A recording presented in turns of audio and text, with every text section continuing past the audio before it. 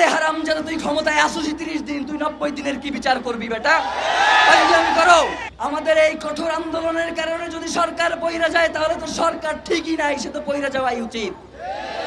সরকারের যদি এই সামান্য আমাদের এই বক্তব্যই যদি সহ্য না হয়, তারা যদি এই ছোট্ট অল্প পরিসরের মানুষগুলোকেই মনে করে তারা হুমকি, যেই মানুষগুলো বাংলাদেশের স্বাধীনতা সার্বভৌমত্বকে টিকিয়ে রাখতে চায়, তাদেরকে যদি তারা হুমকি মনে করে, তাহলে আমরা মনে করছি যারা এখন সরকারে রয়েছে তারা বাংলাদেশের স্বাধীনতা সার্বভৌমত্বের শত্রু, তারা বাংলাদেশে ইনসাফ কায়েমের শত্রু, তারা বাংলাদেশের স্থিতিশীলতার শত্রু।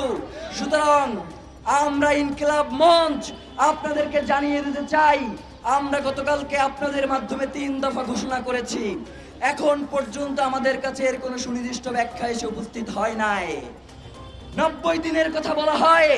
আরে হারামজাদা, তুই ক্ষমতায় আসছিস 30 দিন, তুই 90 দিনের কি বিচার করবি বেটা?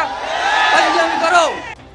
90 দিনের কথা বলে আগামী 30 কার্য দিবসের মধ্যে দ্রুত বিচারিক ট্রাইব্যুনালের মধ্য দিয়ে আন্তর্জাতিক গোয়েন্দা সংস্থার যারা পেশাদারী এবং নির্ভরযোগ্য, তাদের মধ্য দিয়ে শরীফ ওসমান হাদির খুনের সাথে যারা জড়িত রয়েছে তাদেরকে গ্রেফতার করে আগামী 30 কার্য দিবসের মধ্যে বিচার নিশ্চিত করতে হবে, কোনো হাঙ্কি পাঙ্কি চলবে না।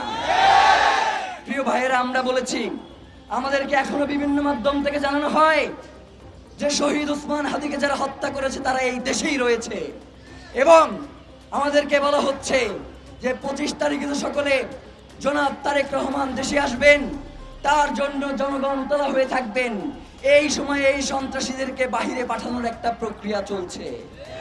আমরা বাংলাদেশের জনগণকে সাথে নিয়ে বলতে চাই, জনাব তারেক রহমান আসবেন, এর জন্য আমরা ইনকিলাব মঞ্চ 25 তারিখে কোনো প্রোগ্রাম রাখি নাই, এবং আমরা মনে করছি যে জনাব তারেক রহমান দেশে ফিরে আমাদের এই আন্দোলনের সাথে তিনিও একত্রতা পোষণ করবেন।